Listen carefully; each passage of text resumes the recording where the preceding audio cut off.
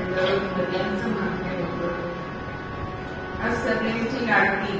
मला कालपासून विचारण्यात येते, नर्मदा मैया कधी आहे, नर्मदा मैया कधी आहे. कोणी मला विचारत आहे, तुमची नर्मदा झाली का हो सांगू. म्हणजेच ही नदी इतकी जिव्हाळ्याची आहे की तिची विचारणा केली जाते. अशी ही नर्मदा मैया. नर्मदा आठवी वेळोवेळी वाचे, नाही भय साचे प्राण्यांचे. आता मी विंध्य पर्वतामध्ये अमरकंटकच्या इथे नौकावे, मेंढर पर्वतावर नौकावे, अशी ही नर्मदा. अहो अर्थातच काय किती तिच्या नावामध्ये अर्थ भरलेला आहे. नर्मदा जसं आपण वरदान म्हणजे वर देणार, दान म्हणजे देणार, सुखदान सुख देणार, तसं नर्म म्हणजे सुख. नर्म या शब्दाचा अर्थ सुख असा आहे आणि त्याला दान प्रत्यय लावलाय म्हणून सुख देणारी असा तिच्या नावाचा अर्थ होतो. अशी ही नर्मदा. अत्यंत पुण्य शरीरा असं तिला संबोधलं जातं. अमरकंटक नावाचा राजा होता आणि त्याला ही नर्मदा नावाची होती. आता योग्य वयामध्ये तिला शिक्षण वगैरे सगळं राजाने दिलंय. अतिशय चतुर हुशार असणारी अशी ही नर्मदा आणि यथावकाश विवाह योग्य झालेली आहे. आणि प्रत्येक विद्याला जशी काळजी असते की माझ्या मुलीला चांगला वर कसा मिळेल, तसे ह्या अमरकंटक राजाला सुद्धा वाटले. आणि त्यांनी शोक नावाचा राजा तिच्यासाठी वर म्हणून निवडले. पण या कालावधीमध्ये अमरकंटक राजाचं देहावसन झालं आणि ही नर्मदा राज्यपती राजसिंहासनावर बसली. पूर्वीच्या काळी नवरा म्हणजे वधूवर एकमेकांना पाहत नसते. जेव्हा माळा घातल्या जातील, म्हणजे आता माझ्या आईपर्यंत सुद्धा हे झालेलं आहे की माळ घातली की वधूवरांनी एकमेकांना नजर भेट द्यायची. हल्ली म्हणजे विचाराची सोय नाही असं. आणि अशी ही सिंहासनावर राज्ञी म्हणून बसलीये. आणि मग शोण राजाने आपल्या दूतामार्फत तिला अंगठी पाठवली. आता ती अंगठी तिने घेतली आणि आपली एक दासी होती तिच्याबरोबर तिने स्वतःही एक प्रेमचिन्ह या शोण राजाला तिच्या हस्ते पाठवले. ती स्वतः गेली नाहीये. आता मजल करत ती शोण राजाकडे ती दासी गेली. पण ही दासी होती ती अत्यंत रूपवान होती आणि नर्मदेला बघितलेलं नसल्यामुळे शोण राजाचा असा भ्रम झाला की ही दासी म्हणजेच नर्मदा आणि म्हणून तिच्याशी त्याने विवाह केला. पण ही दासी सुद्धा बोललेली ही नर्मदा नाहीये. दुसऱ्याचं भाग्य कसं घ्यायचं हे मनुष्याचा स्वभाव असतो.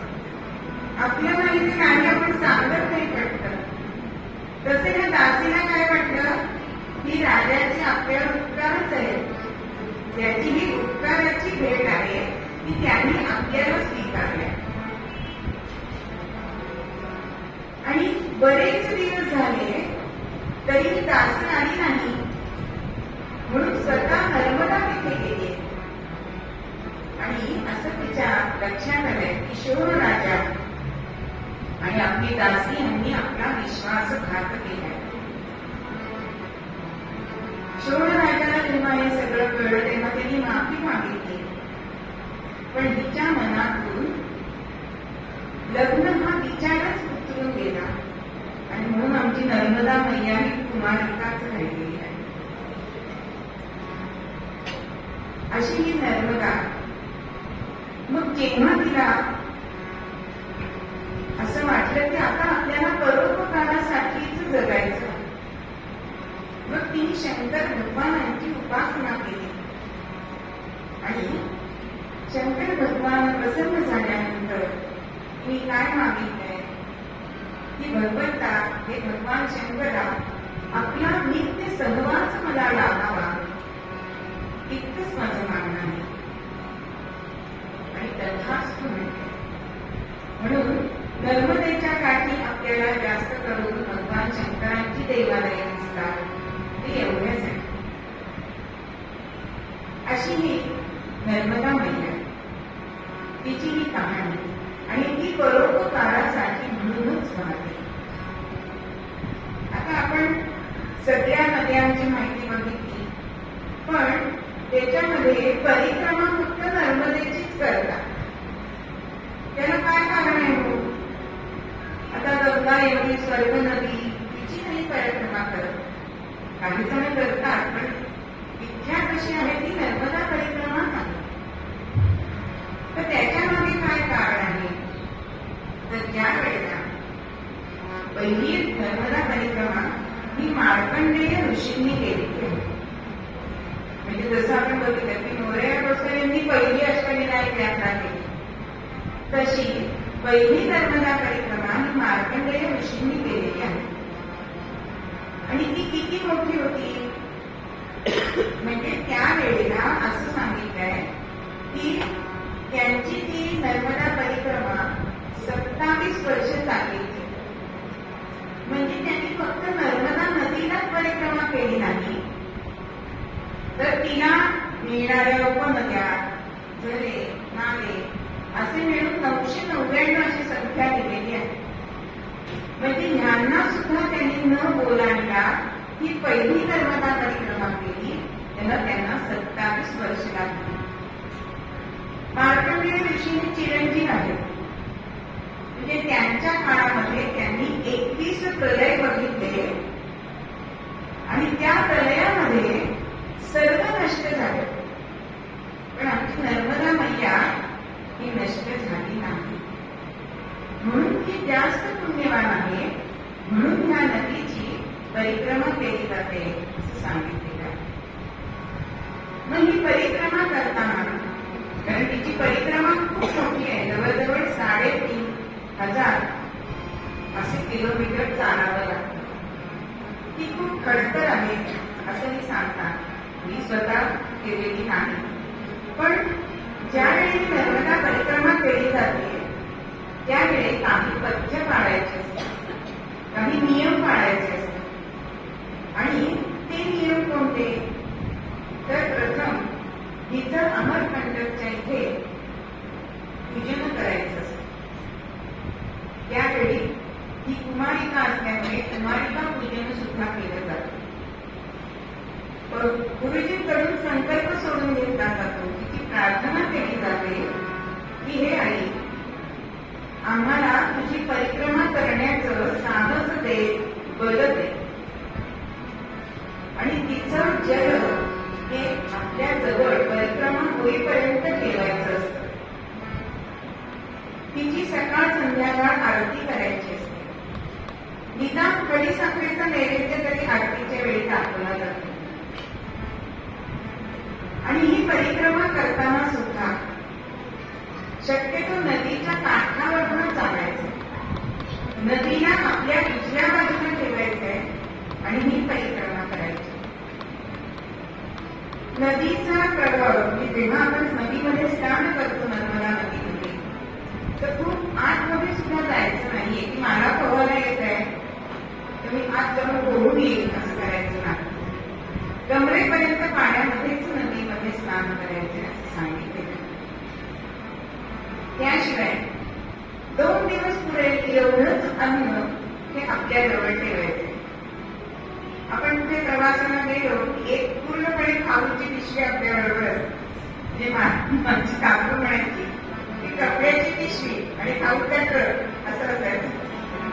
कारण आम्ही सोबत होता, आम्ही खाणाऱ्या होतं का मागे होते, म्हणून ती चेष्टेने असं म्हणायची.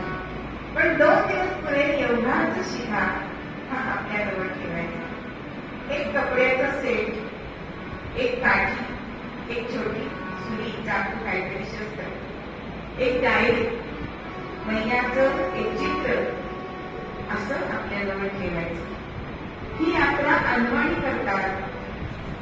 म्हणजेच तिच्या बदलाने जाताना सुद्धा गप्पा मारत जायचं नाही. नर्मदे कर देवा असं तिचं नामस्मरण करत जायचं. आणि ह्याच्यामध्ये एक पहिलं तंत्र सांभाळायचं आहे की कोणाकडे याचना करायची नाही, पण दिलेलं आढळायचं पण नाही. तो नर्मदा मैयाचा प्रसाद आहे असं आपण समजायचं आणि पूर्णपणे नर्मदा मैयावर श्रद्धा ठेवून ही यात्रा करायची आहे.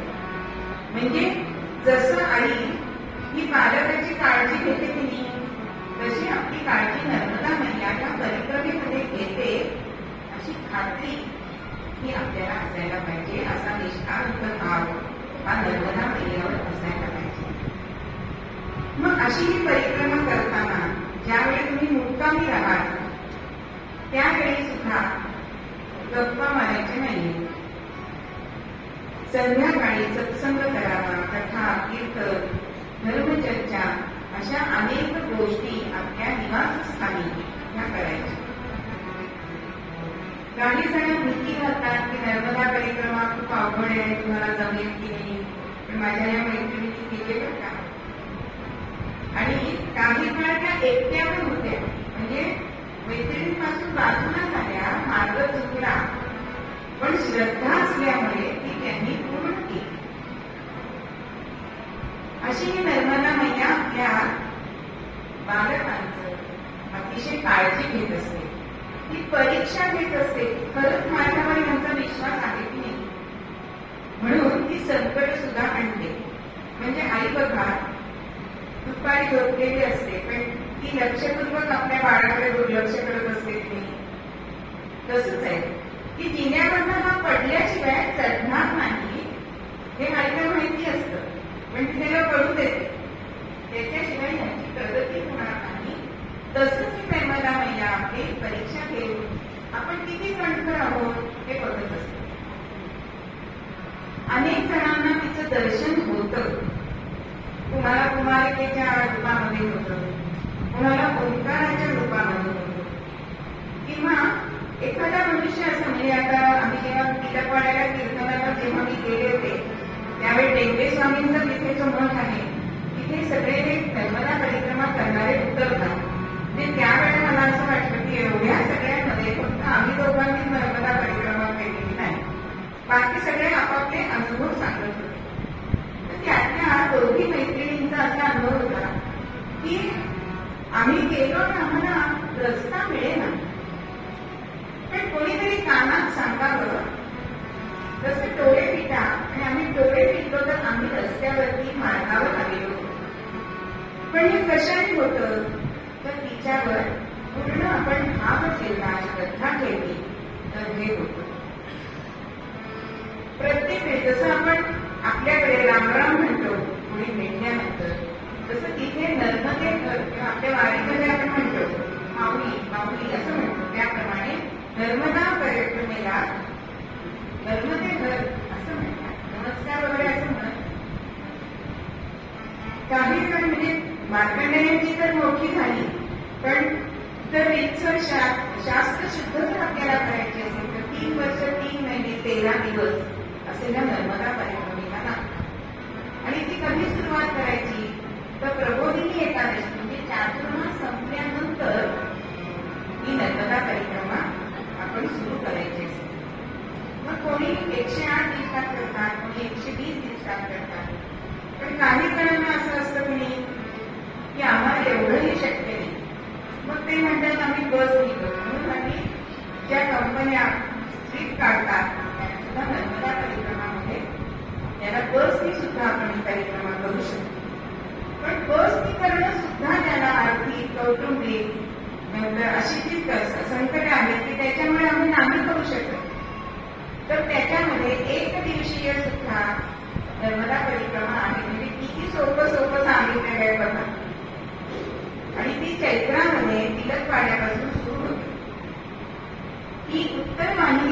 होते तेव्हा ही नर्मदा परिक्रमा 1 दिवसाची सुरू होते. तिचं अंतर आहे ते 21 किलोमीटर. उत्तर घाटावरून जायचंय आणि मग डोक्यामध्ये बसून दक्षिण तीराला जायचं आणि तिथून नावेने परत यायचंय आणि मग आपण पंडितांचं पूजन करायचं. अशी 1 दिवसीय उत्तरवाहिनी नर्मदा परिक्रमा. म्हणजे सोप्याचं सोपं पण पुण्य जास्त देणारं असं हे नर्मदा परिक्रमेचं व्रत. जन्माला येऊन जसं आपण म्हणतो की एकदा तरी वारी करावी, तसं एकदा तरी नर्मदा परिक्रमा करावी असं सांगितलेलं आहे. कारण ही श्रेष्ठ सांगितली. म्हणजे नर्मदा परिक्रमा करताना आपलं शारीरिक तप होतं, मानसिक तप होतं आणि वाचिक तप सुद्धा होतं. वाचिक तप नाही त्यांनी जप करायला सांगितलंय ते वाचिक तप आहे. शारीरिक तप म्हणजे आपण चालतोय, म्हणजे शरीराने आपण तप करतोय. आणि मानसिक तप कसं करायचंय, जसं नदीमध्ये केरकचरा प्रदूषण करू नये, स्वतः तर करूच नाही, पण नर्मदा परिक्रमा करताना दुसऱ्याला सुद्धा ही नदी स्वच्छ ठेवा असं सांगायचं आणि आपल्यातली घाण आहे ना ती काढून टाकायची. आता आपल्याकडे घाण म्हणजे काय, आपण पावलं पावली खोटं बोलत असतो, कारण नसतं पण बोलत असतो. म्हणजे असत्य भाषण करायचं नाही, कोणाची निंदा नाराजगी करायची नाही. हे वाचिक तप आहे, मानसिक तप आहे. आणि असं जर आपण केलं तर आपला सदाचार वाढतो. म्हणजे नर्मदेचं ही परिक्रमा ही जी आहे ना ती गूढ गंभीर तर आहेच, ती काही कष्टप्रद सुद्धा आहे, पण ती अनुभवांचं गाठोड आपल्याला देते. कारण ह्याच्यामध्ये आपण माया मोह सोडून टाकतो किती बघा, की इतकं कमी सामान घेऊन आपण कुठल्या तरी यात्रेला जातो का, नाही. पण घरची आस ठेवायची नाही. कोणी म्हणतात कोणत्या वेळामध्ये आपण नर्मदा परिक्रमा करावी, तर पूर्वीच्या काळी जेव्हा संसार होऊन मानवग्रस्त स्वीकारला जात असे त्यावेळी ती नर्मदा परिक्रमा करत असत. पण आता मात्र कोणत्याही वेळात केली तरी चालणार आहे. आता वाहन आहे, तुमचं तुम्ही जाऊ शकता. व प्रत्येक वेळ प्रत्येक जण आपापल्या परीने परिक्रमा करत असतो. त्या आम्ही तिलकवाड्याला गेलो होतो तेव्हा एक ग्रस्त होते, ते मोटरसायकलवरून त्यांनी केली आणि त्यांची अशी इच्छा होती की आपल्या पत्नीने पण करावी. मग पत्नीसाठी परत ते चालत आले होते. म्हणजे प्रत्येकाची मानसिकता ही परिक्रमा करण्याची वेगळी आहे. आता या नर्मदेवरती शंकराचार्यांनी सुद्धा नर्मदाष्टक केलेलं आहे. तिथं ते म्हणणं असायचं, दररोज म्हणावं लागतं. असे अनेक नियम या परिक्रमेला आहेत. आता सुद्धा आमच्या तळेगावामध्ये 31 वर्षाची मुलगी आहे, तिच्या चतुर्भुज राम मंदिरामध्ये. आणि मला त्या विनीतांनी सांगितलं की तुम्ही त्या दिवशी या, तिला नर्मदेचं पाऊल मिळालेलं आहे. तर आता मला पण बघायची उत्सुकता होती की पाऊल म्हणजे काय मिळालंय. तर अक्षरशः 5-6 वर्षाच्या मुलीचा जेवढा पाय असतो तेवढा तो चपटा दगड, म्हणजे त्याला जर गंधाचे 5 टिपके लावले तर ते पाऊलच असते. आणि तिने त्याचे छान पेटीमध्ये ठेवलं होतं. म्हणजे कोणत्या रूपाने आपल्याला दर्शन देईल हे आपण सांगू शकत नाही. आणि ते आपण तिला ओळखू शकू हे सुद्धा आपल्याला सांगू शकत नाही. गजानन महाराजांच्या पोथीमध्ये एक प्रसंग आलेला आहे. तेव्हा सोबत असेल ते सगळेजण ओंकारेश्वरी गेलेले होते आणि त्यावेळेला नावेला भोग पडलं. आणि असं झालं की आता स्वामी आम्हाला एकदा आमच्या डोळ्याला पुन्हा शेगाव दिसू दे असं प्रार्थना गजानन महाराजांची केली आहे. आणि म्हणून ते म्हणतायत नर्मदा नदीला ते प्रार्थना करतायत, नमो नर्मदे देवी रे रे अशुभवादिनी क्षमा करी यांचा दयाळू. अगं ही सामान्य माणसं तुझा अधिकार जाणत नाही, तू यांचा अपराध क्षमा कर आणि आम्हाला पहिला केला.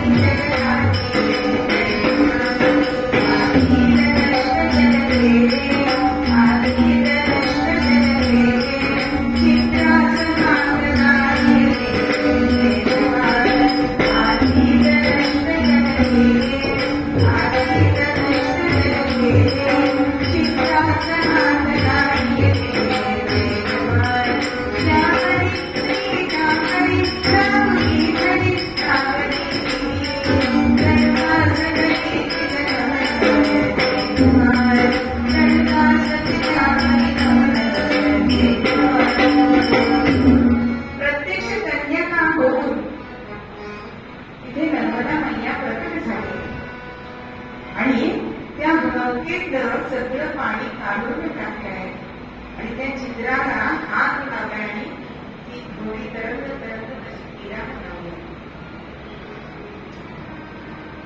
आणि त्यावेळेला या सगळ्या वंकटलाल वगैरे मुली तिला सांगितले की अहो तुम्ही किती वेळ बोलते आहात. तेव्हा ती म्हणते अहो आम्हाला सवय आहे. हा ओंकार माझा पिता आहे. आम्हाला पाण्याची सवय, आम्हाला काही त्याचा त्रास होत नाही. आणि ज्या वेळेला गजानन महाराज आणि हे सगळेजण गजानन महाराज शेगावला आले आणि मग त्यांनी विचारणा केली की ती कोण होती. तेव्हा ते म्हणाले अहो प्रत्यक्ष नर्मदा होती, पण अज्ञानामुळे तिला नमस्कार करावा हे मात्र त्यांना सुचलं नाही. म्हणून पुन्हा त्यांनी गजानन महाराजांची प्रार्थना केली आहे की गुरुवरा पुन्हा एकदा तिचं दर्शन आम्हाला करावा, कारण ती दिसली तरी सुद्धा आम्ही तिला वंदन करू शकलो नाही.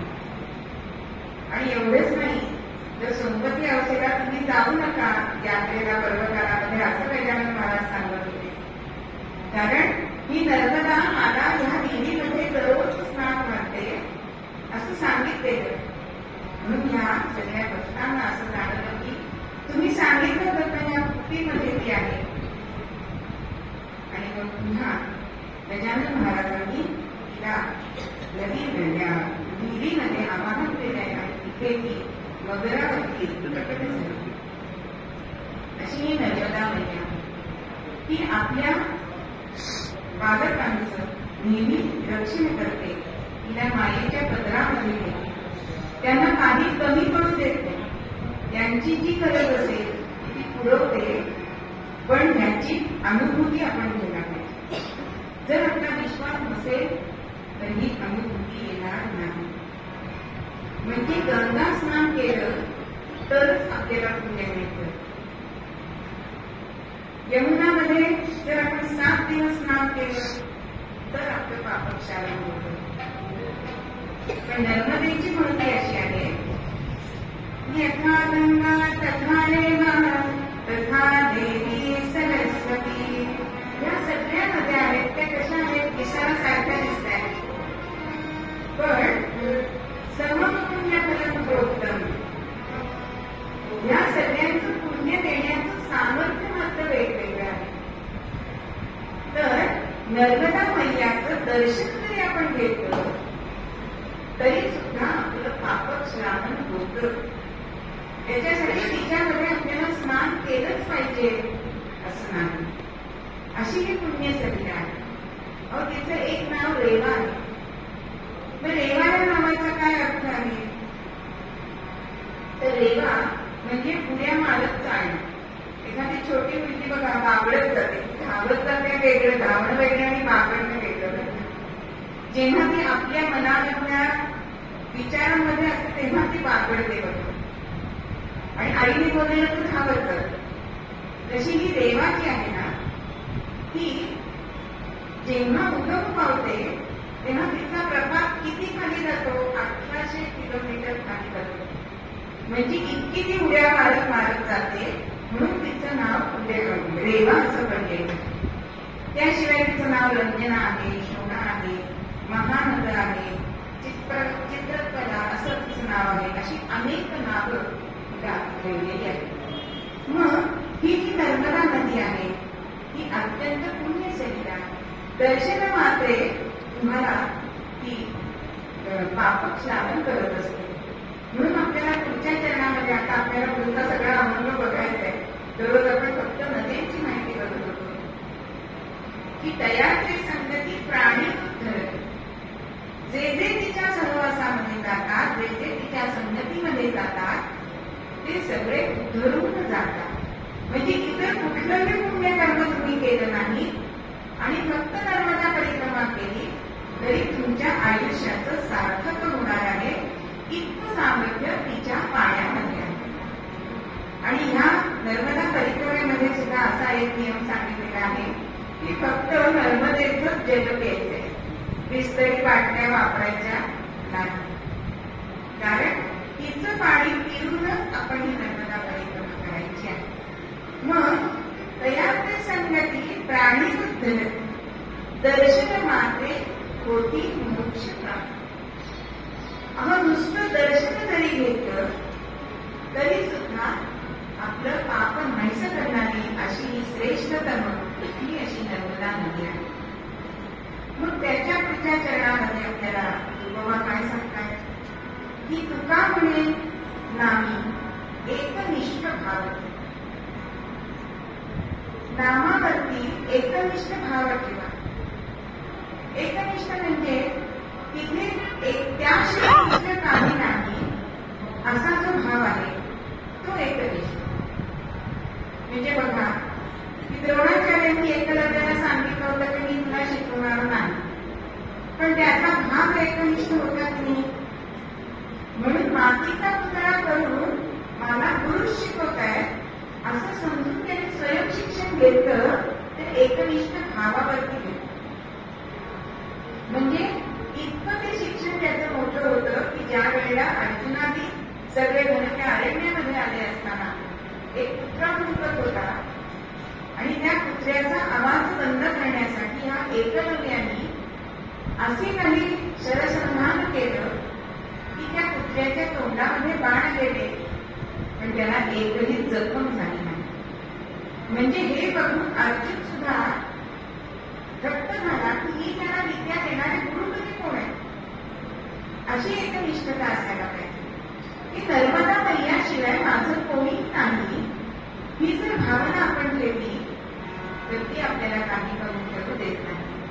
आणि अशा ह्या भावनेमुळेच काय होतं तर तेथे वासुदेव वसत होता। वासुदेव म्हणजे काय तर वसुदेवाचा पुत्र म्हणजे वासुदेव। वासुदेवाचा दुसरा अर्थ काय आहे की तो सगळ्या भूतमात्रामध्ये आहे पण त्याच्यामध्ये पण सगळे आहे असा जो आहे तो वासुदेव। नंतर वसु म्हणजे सुवर्ण सांगितले। मग सुवर्ण हे त्याचं वीर्य आहे असा तो त्याला वासुदेव असे म्हणतो किंवा वासुदेव ही एक चक्रव्यूहाची एक अंतिम रचना आहे असे वासुदेव या शब्दाचे सुद्धा अनेक अर्थ होतात। पण सामान्यतः आपण तसा अर्थ म्हणला की व्यवहारामध्ये तो आपल्याला जगण्याची इच्छा देतो, आपल्याकडून क्रिया करून घेतो, कर्म करून घेतो, पण तो स्वतः अभिक्त राहतो असा जो तो वासुदेव हा सर्व काळ हा आपल्याजवळ असतो कधी जर आपण एकनिष्ठ नाम घेतलं तर। म्हणून ह्या सगळ्या नद्यांची नावं घेत किंवा कारण ह्या पुण्यसलीलाच आहेत त्या परोपकारासाठीच वाहत असतात आणि म्हणून अशा नद्यांचं आपण नामस्मरण केलं तरी सुद्धा हा वासुदेव सदा सर्व काळ आपल्याजवळ राहतो आणि जिथे वासुदेव आहे तिथे कशाची कमतरता म्हणून मूळ पद्यामध्ये आपल्याला तुकोबा सांगणार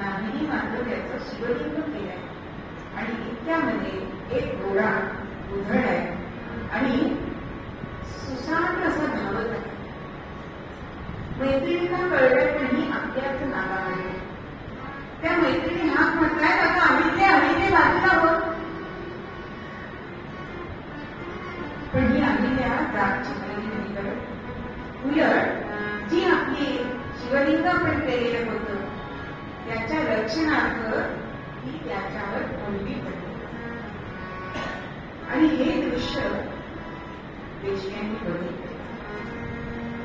त्या मुलीजवळ ते आले. बाळ, तुला त्या घोड्याची भीती नाही वाटली? तो घोडा एवढा जोरात धावत आला, तू बाजूला का झाली नाहीस?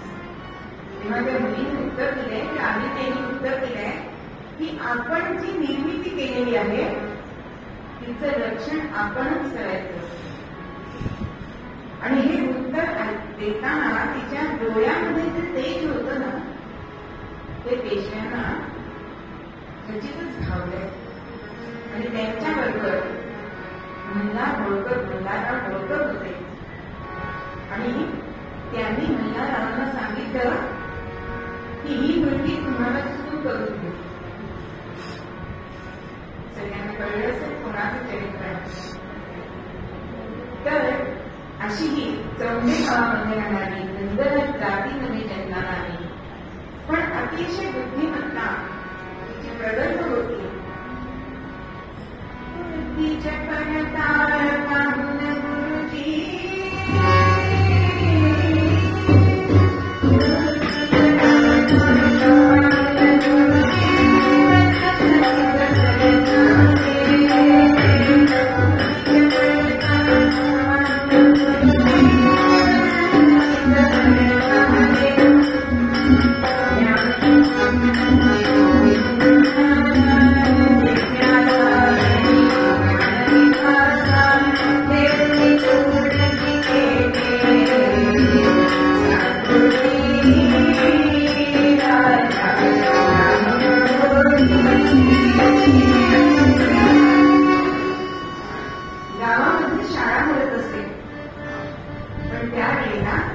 सगळ्यांना शिक्षण घेणं अधिकार नव्हतं.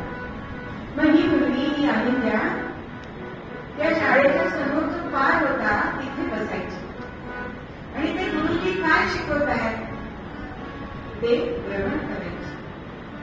पण अत्यंत हुशार आणि तिचं ते बुद्धी चापल्य बघितलंय. आणि पणशीकर नावाचे ते गुरुजी होते आणि त्यांनी तिला शिकवलंय. तिची जिज्ञासा ज्ञान पिपासा बघितली आणि त्यांनी याकीकडे लक्ष दिलं नाही. आणि ही 8-10 वर्षाची मुलगी पेशव्यांच्या सांगण्यावरून मल्हाररावांनी आपल्या खंडूसाठी वधू म्हणून नियोजित केले आणि विवाह झाला. विवाह झाल्यानंतर माप ओलांडून अहिल्या जेव्हा येते तेव्हा तिच्या सासूबाई गौतमीबाई त्यांनी तिला उपदेश केला. अहो, सासूबाई वाईट उपदेश करत नाही, पण हल्लीचा जमानाच बदललाय. दृष्टिकोन आधीच तयार केला जातो मुलींचा, ही अत्यंत चुकीची गोष्ट. या गौतमीबाईंनी तिला काय सांगितलं की अहिल्ये, आज तुझ्या डोक्यावरती पदर आहे ना, कधी मिळवून येऊ नकोस, म्हणजे आपल्या घराण्याची अगदी कधी तू जाऊ. हा पदर जेव्हा लागेल तेव्हा तू पोचायचायस, म्हणजे राज्यासाठी तुला कंबर बसायचे, हा त्याचा उपदेश त्यांनी दिला. या पदराखाली सगळ्या आपल्या जनतेला तुला मायेच्या पदराखाली घ्यायचंय बरं. आणि चौथा पदे म्हणजे तो महत्वाचा म्हणजे कोणापुढे पदर बसू नको, असा सासूबाईंनी उपदेश केलाय. आणि ही बाप ओलांडून घरामध्ये तिची ती बुद्धिमत्ता बघून 4 गुरुजी मल्हाररावांनी तिच्यासाठी म्हणून ठेवले. त्याच्यामध्ये तिला राज्यकारभार कसा करावा, खंडणी कशी पुढा करावी, शस्त्र कसं चालवावं, रामायण भागवत ह्या सगळी शास्त्र तिला शिकवली. आणि होता होता 18 वर्षाचा काळ गेला. पण ह्याच्यामध्ये तिचा जो पती होता तो म्हणजे दुर्गुणांचा पुतळा होता. निर्व्यसनी म्हणजे निरनिराळी व्यसन असणारा असा जर आपला अर्थ घेतला तर जेवढी म्हणून व्यसन आहे तेवढी सगळी ह्या पद्धतीला पण ही मात्र एक तालिकेने आपल्या शिक्षकांकडून ज्ञान संपादन करते. जसं आपण दूध घटाघटा पितो तसं हे ज्ञान शास्त्र शिवान शास्त्र शिकली शस्त्र चालवी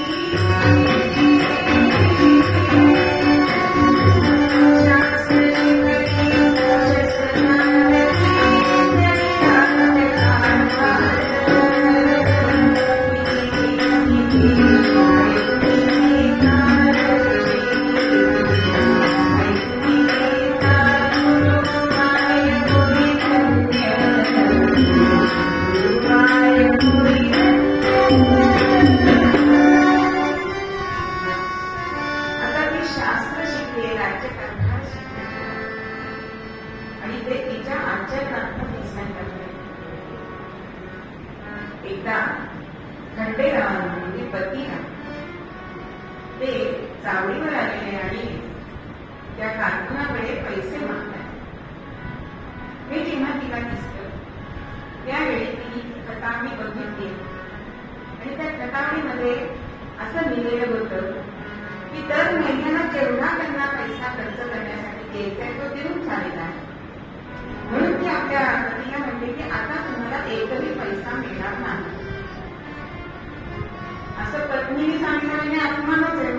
आणि ते खंडेराव अत्यंत चिडले. चिडून त्यांनी काय केलं ती खतावणी फेकून दिली. पण अहिल्याबाईंनी सांगितलं त्या कारकुनाला की ज्यांनी खतावणीचा अपमान केलाय त्याला 25 दंड करा. आणि अर्थातच हा न्याय सासू सासऱ्यांना आवडला. त्यांनी आपल्या मुलाला पाठीशी घातलं नाही. म्हणजे न्यायप्रिय असणारी अशी ही अहिल्या. पण हे सगळं करत असताना 30व्या वर्षीच वैधव्याची कुऱ्हाड कोसळली. संसार सुख असं मिळालंच नाही. संसार सुख म्हणजे वैशाख पडणं. त्याच्यामध्ये एक अपत्य झालं. हे सुद्धा वडिलांसारखं ती व्यसनी आणि ह्या अहिल्या देवी पतीबरोबर सहगमन करायला निघाले. आणि निघाले जेव्हा मल्हारांना कळलं त्याने ते सांगतायत अहिल्याची विनवणी करतायत. तयारी पतीच्या सहगमनाची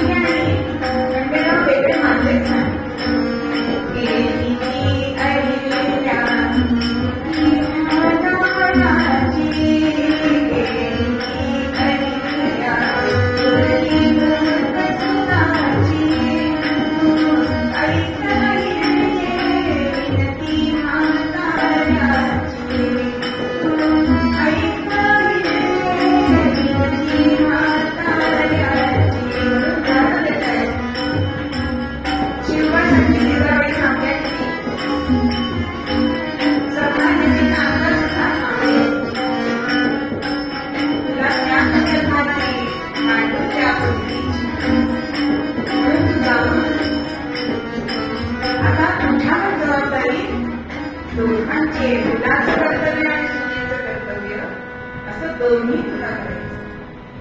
आणि तू बुद्धिमान आहेस, गुणवंत आहेस, धीर आहेस, चतुर आहेस, तेजस्विनी आहेस. आणि मी तुला माझ्या प्राणांची शपथ घालतो सहगमन करू. आणि आपल्या सासऱ्यांच्या विनंतीला मान देऊन तिने आपला जो स्वधर्म होता तो बाजूला केलाय आणि सती गेली नाही. पण सती गेलं म्हणजेच पातिव्रत्य धर्म पाळण्यात जातो का? फक्त तिने देह दिला नाही पण राजउपभोग सोडून दिले. पांढऱ्या वस्त्राशिवाय दुसरं वस्त्र नेसतं नाही. एखाद्या योगिनीसारख्या लाकडी पादुका कायम त्यांच्या पायामध्ये असतात. बेताचं जेवण थोडंच अन्न त्या देत असत. म्हणजेच तिथे राज्यकारभार करताना सुद्धा त्यांना बसायला पाणी मोठी असते. इतकी संपत्ती होती, पण सोन्याचं मणी सुद्धा कधी आपल्या अंगावर इतका निरपेक्ष भाव असं त्यांनी राज्यकारभार केला. म्हणजे त्या 22 वर्ष राजस्नुषा होत्या, 2 महिने राजमाता होत्या, पण राणी कधीच नव्हत्या. पण तरी सुद्धा संपत्ती अथवा विपत्ती कोणती असो फार हे आचरणात ते संत आणतात ना, तेच त्यांनी आपल्या आचरणात आणले. बरं, स्वतःची संपत्ती म्हणजे स्त्री घर हे त्यांनी स्वतःसाठी कधीच वापरलं नाही, तर जनतेच्या सुखासाठी त्यांनी ते वापरलं. म्हणजे इतकं त्यांनी दान धर्म केलाय. छोटस एक पद म्हणते का, खूप मोठं आहे.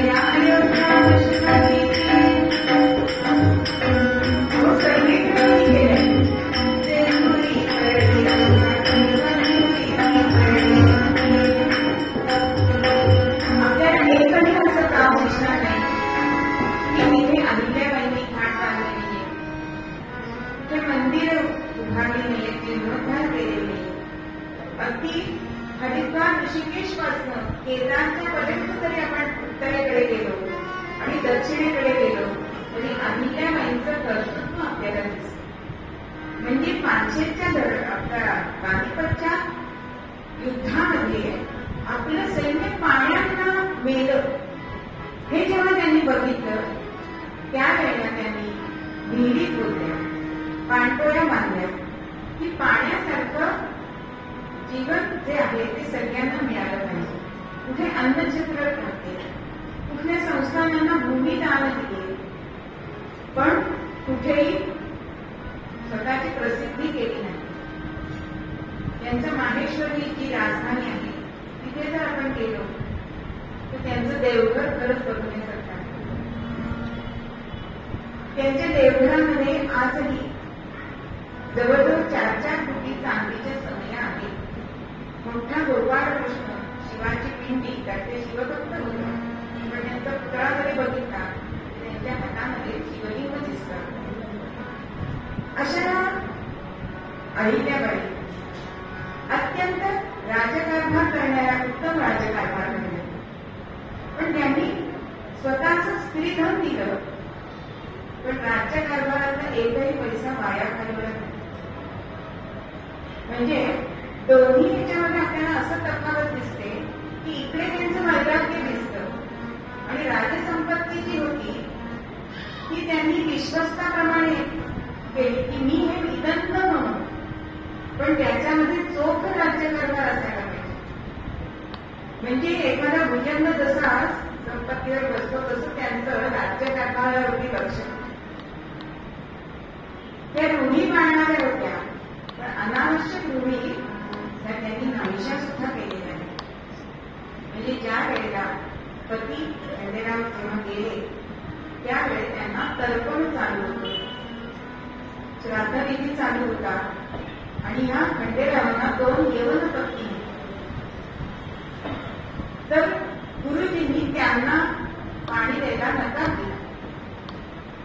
त्या म्हणाल्या जर ह्या पत्नी असून त्यांना 2 पळ्या पाणी आपल्या पतीला देता येत नसेल तर ही रूढी मला मानली नाही. म्हणजे मी धर्माला मानते पण मी धर्मांध नाही. किती रूढी बदलल्या की आपली मुलगी मुक्ता म्हणून त्यांची मुलगी, पण तिचा विवाह त्यांनी खडसे नावाच्या मुलाशी करून दिला. त्याच्यामध्ये त्यांनी गण गोत्र काही बघितली, मुलगा कर्तृत्ववान आहे ना, मग तिचा विवाह त्यांनी करून दिला. स्वतः विधवा असून तिचं कन्यादान केलं. जर पुरुषाला अधिकार आहे पत्नी नसताना कन्यादानाचा तर स्त्रीला का नाही, असं त्यांनी रूढी बदलून दाखवलं. ज्यावेळी राघोबा दादा सैन्य घेऊन होळकरांवर चालून आले त्यावेळेला मी सकडाडी होती, मी सकडाडी होती, येथे सैन्य नाही हो झुकले. हे सैन्य झुकणार तुझ्याकडे. हे हातून तो सत्ता, हे हातून सत्ता, जे अहिल्या उभी असे ते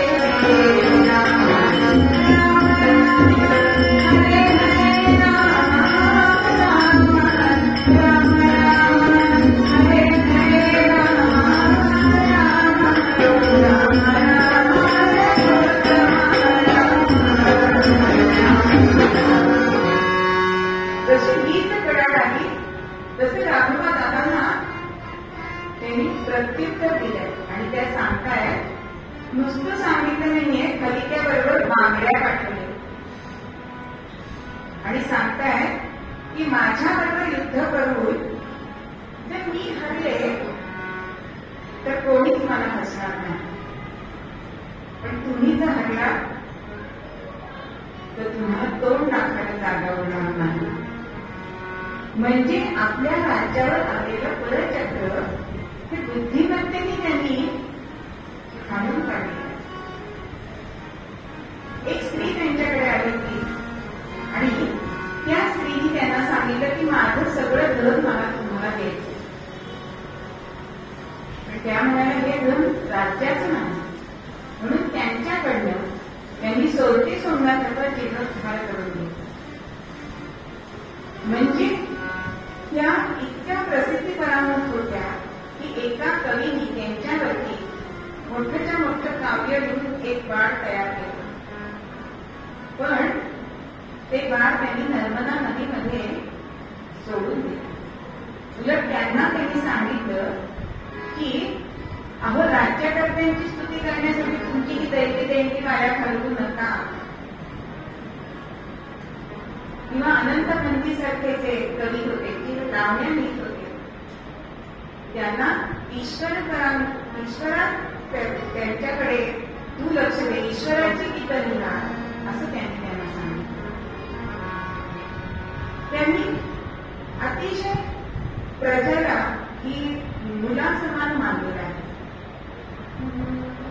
तिने संतती मानिनी स्वप्रजेला, तिने सौख्य सोयी तिने भारताला, सदा दुःखिता सौख्य देई तुझ्याला, नमस्कार माझा अहिल्या सतीला, अहिल्या देवी.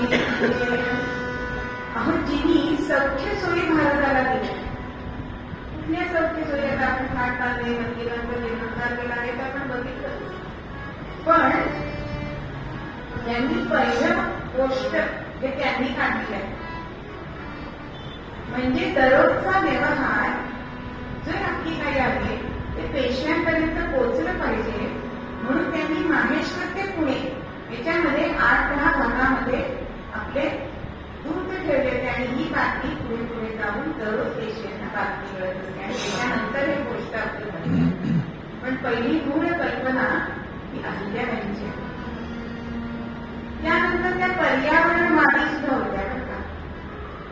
त्यांनी आपल्या राज्यामध्ये झाडं चांगली व्हावी, पर्यावरण चांगलं व्हावं यासाठी काय केलं तर 9 प्याला ही पद्धत त्यांनी काढली. म्हणजे काय तर 11 झाडं लावायची एका माणसाने, त्यातल्या 9 झाडांचं उत्पन्न स्वतः घ्यायचं आणि 2 झाडांचं उत्पन्न सरकारमध्ये जमा करायचं. म्हणजे पर्यावरण सुद्धा साधलं जातं, राजाला उत्पन्न मिळतं आणि ज्याने झाडं लावले त्यालाही उत्पन्न मिळतं. म्हणजे पर्यावरणासाठी हा त्यांनी एक छान अशी योजना त्यांनी आखली होती. नंतर मेटकड वगैरे हे सगळे त्यांनी व्यवसायाला लावले ते त्या म्हणायच्या की रिकामे मन आणि रिकामे हात हे धोकादायक असतात. आज आपण बघतो मुलांकडे मोबाईल आहे, काम नाही हातामध्ये, आणि मग नको नको त्या कल्पना मनामध्ये सुचतात आणि त्याला खत घालायला मागचे लागत असतो. म्हणून त्यांनी विणकरांना उद्योग दिला. आज आपण माहेश्वरी साड्या नेसतो, आज तिथे सुद्धा हातमाग चालू आहे. म्हणजे हा पण त्यांनी व्यवसाय आपल्या राज्यामध्ये सुरू केला. आज त्यांच्याकडे शिवालयामध्ये आजही साधू तुपाचा नंद नंदावी देवतोय. माहेश्वरला जरूर जा. अत्यंत सुंदर असं त्यांचं हा वाडा आहे. त्यांचा मोठा पूर्णाकृती पुतळा आहे. देवघर बघण्यासारखं आहे. अशा या अहिल्याबाई अहो किती दुःख जीवनामध्ये असावं, तर त्यांनी 18 जणींचं सतीत्व म्हणजे त्यांनी जो पतीनंतर सहगमन केलं असं 18 जणी बघितले. किती दुःख आहे. म्हणजे नवरा गेला, मुलगा गेला, जावई गेला, म्हणून जी एकमेव आधार होती मुक्ता ती सुद्धा पतीबरोबर सहगमन केलं.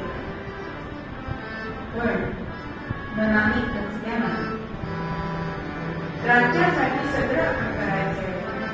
म्हणजे असं म्हणावं वाटतं की आपण त्यांना पुण्यश्लोक म्हणतो, पण पुण्यश्लोक म्हणजे ज्यांची कीर्ती नंतर सुद्धा राहते ना त्यांना पुण्यश्लोक म्हटलं जातं. ही उपाधी आहे, ही पदवी नाहीये. पदवी नावानंतर लिहिली जाते आणि उपाधी नावाच्या आधी लिहिली जाते. म्हणजे पुण्यश्लोक अहिल्याबाई होळकर असं त्यांचं चरित्र आहे. कुठेही त्यांनी स्वतःसाठी काही केलेलं नाही. अत्यंत निगर्वी अशा होत्या. एक चतुर, कारण त्यांनी स्त्रियांची एक पैठण सुद्धा निर्माण केलेली होती. अत्यंत चतुर अशा सेनानी होत्या. उत्तम न्यायाधीश होत्या. उत्तम राज्यकारभार करणाऱ्या होत्या. न्याय किती द्यावा हो की आपल्या मुलाच्या हातून जर गुन्हा झालाय तर आपल्या मुलाला सुद्धा दया माया दाखवली नाही, त्याला सुद्धा हत्तीच्या पायी दिलेला आहे. अशा मनाने कठोर असणाऱ्या पण दयतेसाठी सगळं काम करणाऱ्या ही भूतदया अंगामध्ये किती होती की शेतांना काही भाग हा पक्ष्यांसाठी ठेवला जात असे. त्याची तोडणी करायची नाही अशी सक्त ताकीद त्यांनी शेतकऱ्यांना केलेली होती. सगळं धान्य तुम्ही तोडून टाकलं तर पक्ष्यांनी जायचं कुठे, हा त्याच्या मागचा विचार किती श्रेष्ठ आहे. आणि अशा या अहिल्याबाई होळकर की ज्यांनी सतत म्हणजे इतका त्यांचा पारदर्शक राज्यकारभार होता की त्यांच्यावर एकदा असा संशय घेतला गेला की तुम्ही राज्यकारभारातले पैसे या समाजकारणासाठी वापरता. तेव्हा त्या म्हणाल्या, अगदी त्यांच्या पुढे त्यांनी हिशोबाच्या वेळा टाकले आणि म्हणतात की एक कवडीची जरी चूक मिळाली तरी त्याच्याबद्दल एका कवडीला 5 कवड्या तुम्हाला दंड होईल. म्हणजे आपल्या व्यवहाराबद्दल इतकी खात्री असणारी अशी ही स्त्री होती. असा राज्यकारभार आजच्या खऱ्या राजनीत्यांनी बघायला पाहिजे, तो आचरणात आणायला पाहिजे.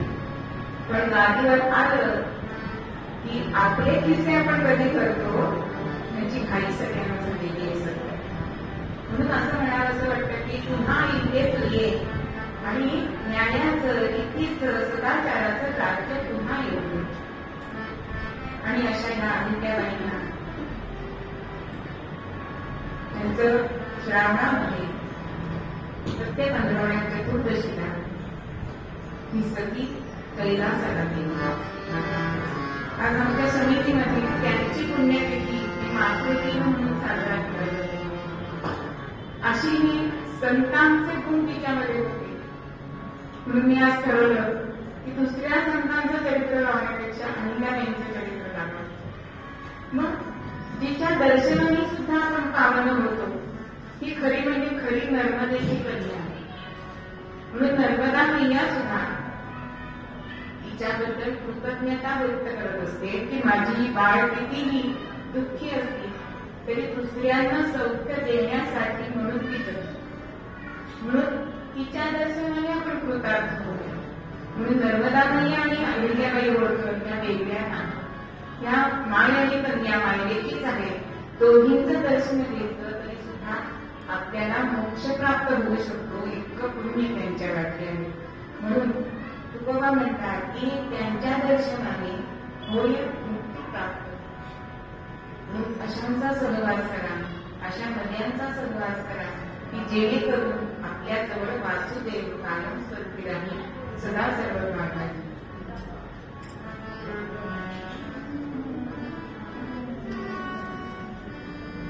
यमुना कावेरी गंगा कावेरी यमुना कावेरी गंगा कावेरी कृष्णा सरस्वती तुंगभद्रा